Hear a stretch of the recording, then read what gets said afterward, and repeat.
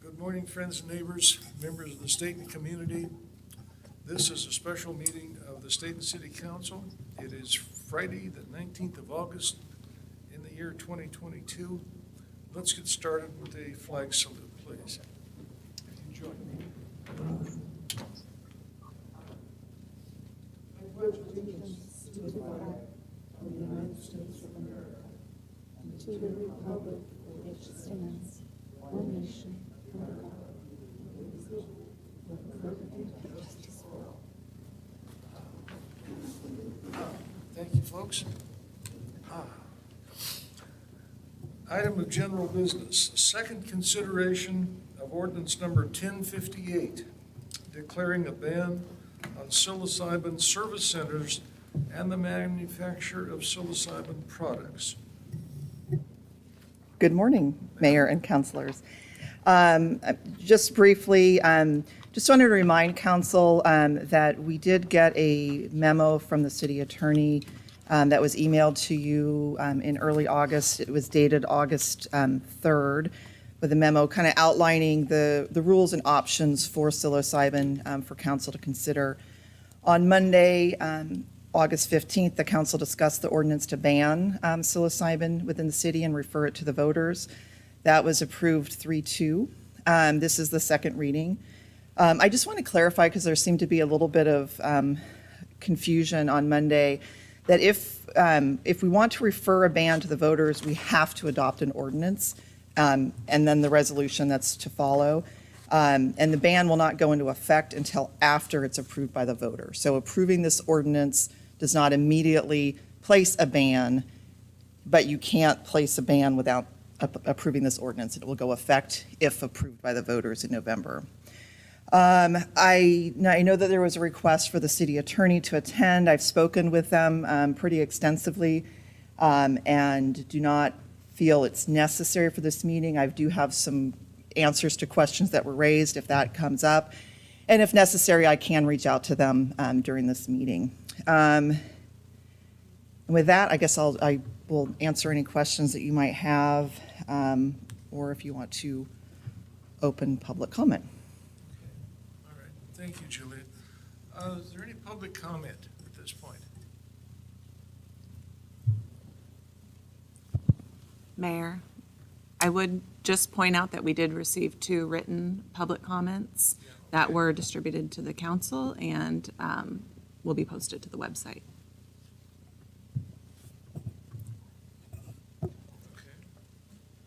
I can reference those. Do we need to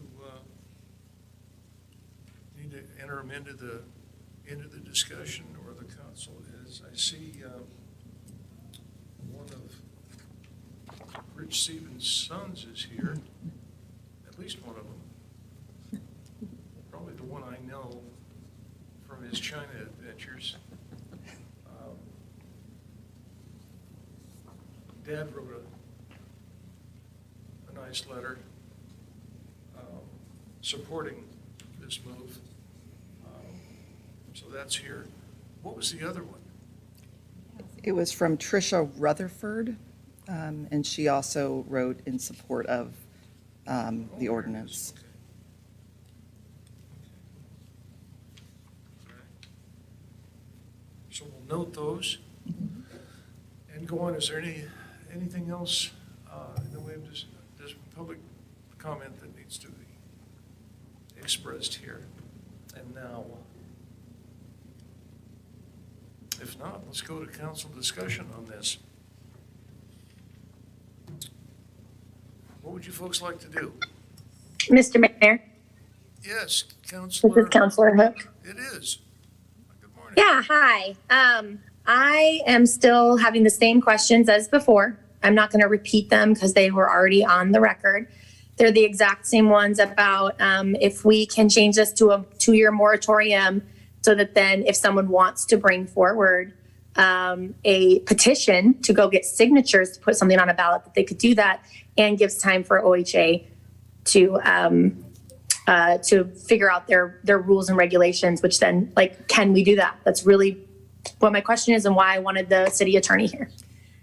And I can answer that, Mayor, because I Go did ahead, ask the city please. attorney that. Yes, you can amend the ordinance and the explanatory statement to do that. It would require a motion to amend and approval by council to do that. So right now, before you is an ordinance to ban it.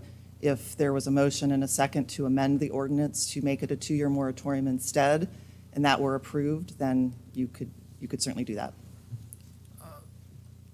We're up against some deadlines, though, on doing something in this November election, right? Yes. Because the OHA is, partly because the OHA is going to start issuing permits statewide in January, right? Correct. Okay, so the petition thing is nice, and lots of public input and whatnot, but this deadline thing, we're up against that, if we're going to do something now, right? Yeah, if you were going to do something to either ban it outright, ban it for 2 years, or ban part of the things that are permitted, you must take action today. That there is no flexibility. We have to get it filed to our elections official today. Okay, all right, fine, okay. Mr. Mayor, this is Councilor Hook. Again, yes, go ahead, please. I would like to make a motion to amend it to a 2-year moratorium, that the wording be changed to that. Okay. All right, I have a motion. Is there a second?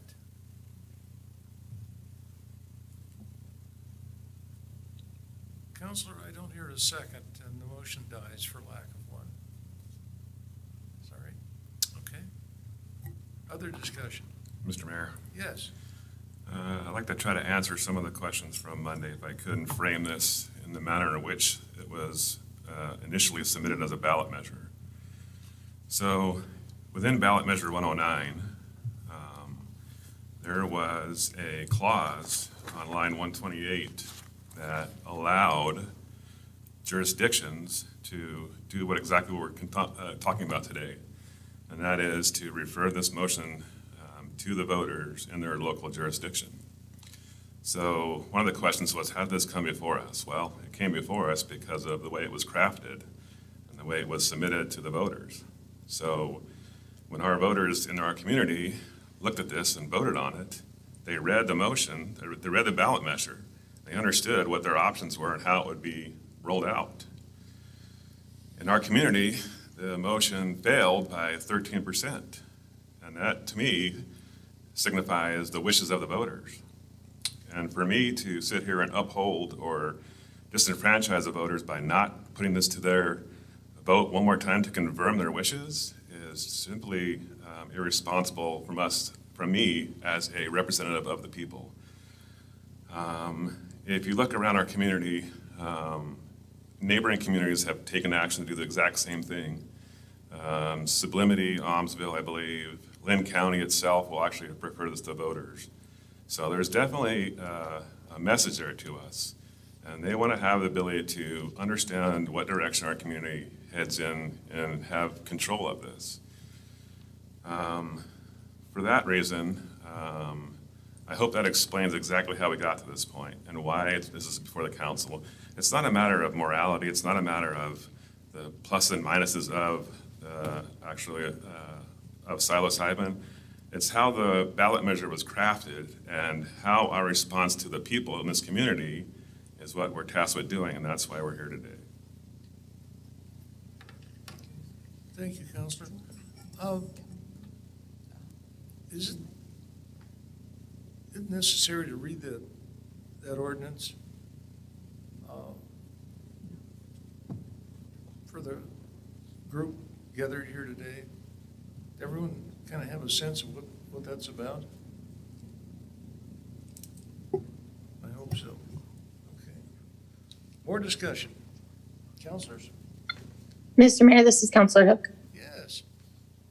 I want it to be really clear that to me, the way that I am approaching this is to hear people's voices. It's to give them the opportunity to come forward and actually do something in their community if they don't want something there. That ballot measure was a couple of years ago, and our town has changed since then. We've had more people come in. We have different voters now, and 2 years is a long time. It's a long time for a community. And if the percentage was only 13%, that's too much. Like, that's too close for me. To me, we should pause this and give the voters their chance to actually speak their voice on it, and bring forward a different measure, not a ban. For me, I look at it as you're going to let 5 people that may be out of touch with what the voters actually want, who haven't knocked doors and asked people what they think about it. You're going to ask them to bring forward a ban, not a moratorium, a ban, a permanent thing. That's my issue. It's the ban part of it. It's the permanency of it. For me, we should have more public input on something like this. Look at what happened with the smoking ordinance that we tried, the smoking ban that we put down. Do we want to see that again? I don't. And so that's where I'm at. Okay, thank you. Mr. Mayor, Yes. Good morning. good morning. So thinking back to the pandemic era, and a lot of us on the council were stressing the importance of home rule. And that was brought up last meeting too, about what can we, how does this affect home rule, and how, what can we do? We talk about the homeless situation. What can we do about the homeless situation? Well, not a whole lot. And the problem is that we've lost home rule. This is our perfect opportunity to take something back, to put it in the control of our community. And this is simply saying this is giving it back to the voters. Once again, like Councilor Kluge said, do you want this or not? And if they don't want it, they can say no. And then they can have as many psilocybin shops as they want, I guess, in the community. But this is a perfect opportunity to use one of the only tools in our toolbox that we have in this situation. Otherwise, it's going to be completely out of our control. And if we think the homeless situation that we have now and mental health issues are fine now, then maybe we should go ahead with it. But we have members in the community that are concerned that this is going to only add to it. And so I think this is the perfect opportunity to give this back to the voters. Mr. Mayor, this is Councilor Hook. Yes.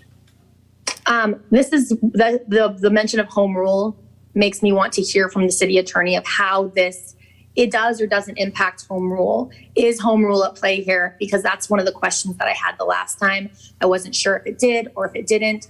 And so I'd like a clear answer from the city attorney on if we are missing out on a home rule opportunity to get ahead of the game, or if that's really not at play. Because it was my understanding from last meeting, that's not at play. Okay, all right, thank you. Mr. Mayor, Yes. all we're doing is asking voters in 90 days whether they want this in our community or not. That's simply what the question is. And that's, to Councilor Ort's point, yes, we need to have more local control, i.e. home rule. Us community wanted at some point to have home rule over annexation, and guess what? That was taken away from us. Each incremental loss from our ability to rule ourselves is a detriment to the way we operate. And this is our chance to take this back and let the voters decide what they truly want in this community. 13% is still a majority. Mr. Mayor, Councilor Patty. Oh, go ahead, Counselor. Thank you. I had a question for Julia. Should the eventuality of us banning this substance be put into effect and the voters do vote it in, would a community member then be able to petition to institute, as she's saying, a moratorium or making this permitted within our community? Would they then have the ability to turn around and do that again after this vote is taken, and let's say we outright ban it? I'm under the assumption that community members can still come back and petition to have this placed back on the ballot in 2024. Should community members really only want a 2-year pause on this, like Councilor Hook is describing? Yes, I verified that with the city attorney as well, that there's the public could certainly go through the referendum process and do that, as could the city. If the city passes, if the council adopts this ordinance and the community adopts the ban in November, and time goes on and things change, the city council could pass a new ordinance to unban it or regulate less of it, and then send that to the voters at a future date as well. So it is not a permanent, forever thing if things change and the will changes. Okay, well, that's super helpful for me, and that makes this decision a lot easier, and I'm hoping it helps other counselors. Okay, Mr. Mayor, this is Counselor Hook. yeah, I just want clarification from our city manager that the home rule question that I was asking about and clarification that I was asking about will or will not be looked into right now before we vote. I think she was addressing you. Yeah, I guess I'm not sure about being looked into before it votes. I'm not sure I understand the question. You have the ability to ban this, and the community has the ability to vote on a ban. I'm not sure what home rule, what you're meaning by home Well, rule. we had a statement that was trying to support that home rules at play here, and I want clarification if that's true or if home rule is irrelevant to this topic. Because I feel like having all the information in front of me is important. And this one, I do support home rule, and that if there is something that is helping us keep that and keep control, then that's great. But I'm not in support of just banning things in our community. I'm in support of freedom. Mr. Mayor, Yes, go ahead. Counselor, I think Counselor. home rule is what we're doing right now, exercising our ability to govern the community as the voters see fit. That's exactly what home rule is. So I don't understand the question. I'm asking for the attorney to weigh in on that with official that this is home rule at That's play. fine. Julia, I have a, Mr. Mayor, We're back to that. Mr. Mayor, Go ahead. Julia, I have a question. So let's say that we didn't do this and we didn't do anything. And OHA started issuing permits for manufacturing and service centers. Can the city council at a later date go back and present this to the voters to ban it? And then could we, if we're like, ooh, maybe we changed our mind in that situation and we're like, we don't want them anymore, can we do that? Yes. Okay. It'd probably be, some things would be grandfathered in, though. wouldn't Yeah, that's the challenge, is that Yeah. you can at any point Yeah. pass an ordinance to refer it to the voters to ban it in part or fully. And then the vote would be at the next general election. So the risk is if you don't do something now and they start issuing licenses in January, if it's not banned by the voters in November, then you would have potentially 2 years of licenses that could be issued, or longer if you didn't do it by 2024. Until the general election in '24. Right. So Right, if the okay. licenses were issued and people started a service center in town, and then we could ban it, and then they would be shut down? I do not believe so. I think they would be grandfathered in because they would have their grandfathered in. license. So then we wouldn't be able to have any more. Right. So if I'm understanding you correctly, this is our opportunity to stop it before it starts. This is our home rule. This is our ability to head it off. Otherwise, we won't have the option. We'll have the option to stop future, but we won't have the option to stop what is already happening. Correct. Correct. Okay. Yep, that's pretty much it in a nutshell. Thank you. Mr. Mayor, Yes, I've got a couple of questions. I want to back up a little bit to Measure 109. Julia, can you, I think I understand it, but I want to make sure that those here and the public hear what Measure 109 actually does regarding the sales of psilocybin products. From my understanding and from this ordinance, we're not saying anything about the sales of many of those products, because what Measure 109 does, if my understanding is correct, is legalize the use and manufacture, but not sales. So we're not talking about a retail shop and similar to a marijuana dispensary popping up. We're talking about a manufacturing facility where products would be made but not sold, and service centers where people would have to bring their own product, which they obtained who knows where, for safe use. I understand the concerns of the community here on these things. What I'm curious about is a lot of these concerns are about the distribution of those products. And I think there's a little bit of misconception there that that's what we're bringing in. We're basically bringing in psilocybin dispensaries, which is not the case. There will be no distribution of these products from these particular categories that we're talking about here.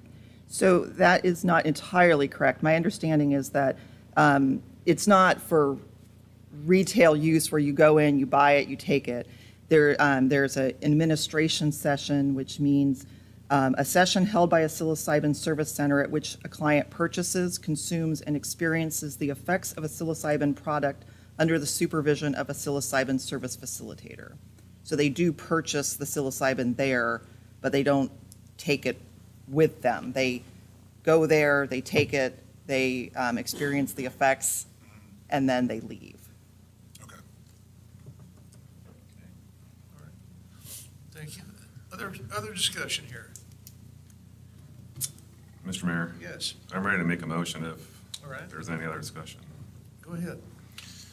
I'd like to offer a motion to approve ordinance, I'd like to offer a motion to move to conduct the second reading and adopt ordinance number 1058.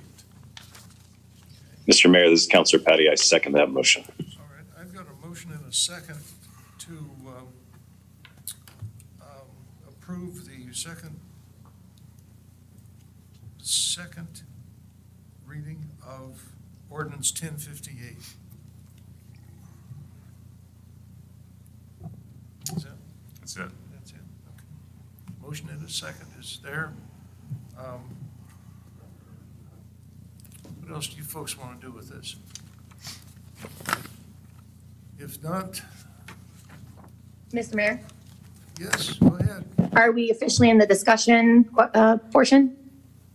I'm sorry. Do that again, please, Counselor. Are we officially in the discussion portion? This is Counselor Hook. Well, we've got a motion and a second on the floor. We can still discuss a little bit if you want.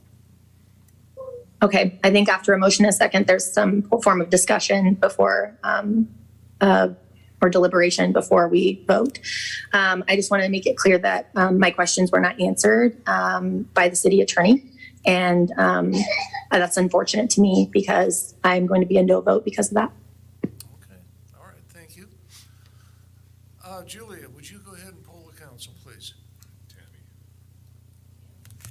Tammy, Julia. How about we just stay with recorder and go with that? Because we can't seem to get a name tag, and I can't remember names, darn it. It's on me, not you. You did earlier this week, you did Go good. ahead.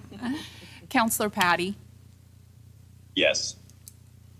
Counselor Ort, Yes. Counselor Quigley, Yes. Counselor Hook, No, Counselor External. Counselor McDonald. No. Motion passes 3-2. Okay, all right, good. Then the second part of this is the resolution number 1042, calling an election on November 8th of 2022 to refer to the voters an ordinance prohibiting psilocybin businesses within the city of Stayton and adopting a ballot title and explanatory statement. Julia, please. I don't have much more to add other than what the title of the resolution says. This has been prepared and reviewed by the city attorney, and so I recommend that you adopt it as is without changes. Otherwise, we risk not having it prepared properly. Okay, all right, thank you. Let's see, is there any public comment on that resolution?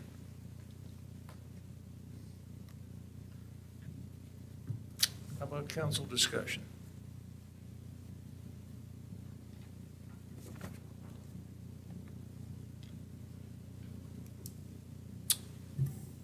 Mr. Mayor. Yes.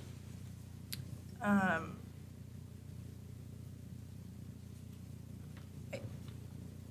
trying to figure out how I want to say this. So looking back at how Stayton voted on this particular situation, just really points out that our community is different than the overall community in Oregon. And I'm happy that we actually get a say in this, and that our voters get a say in this, because we don't have a lot of that. You know, going back to the pandemic, a lot of the decisions were made for areas that weren't pertaining to us.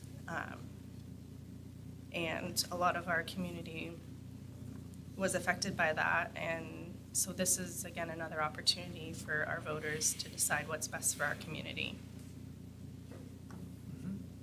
Okay, thank you. Chart our own course, more or less. Mr. Mayor, Yes. I'd like to offer a motion to approve resolution number 1042, calling an election on November 8th, 2022, to refer to the voters an ordinance prohibiting psilocybin businesses within the city of Stayton, Oregon, and adopting a ballot title and explanatory statement. All right, thank you. A motion? I'll second. Is there a second, please? Second. And a second to adopt resolution number 1042. It's just, the title has just been read, so I won't repeat that. Discussion? Does have anything else on this?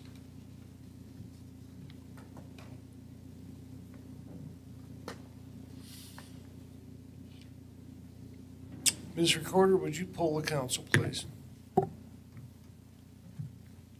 Counselor McDonald, No. Counselor Hook,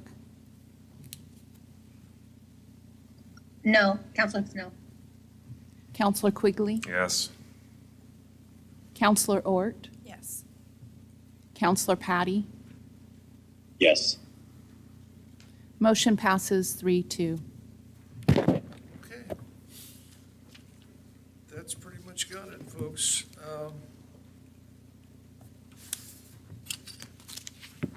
Unless there's anything else, I think we're done for this morning. Apparently nothing else. Shall we go home, have the rest of our beautiful day in an Oregon summer? Thank you so much.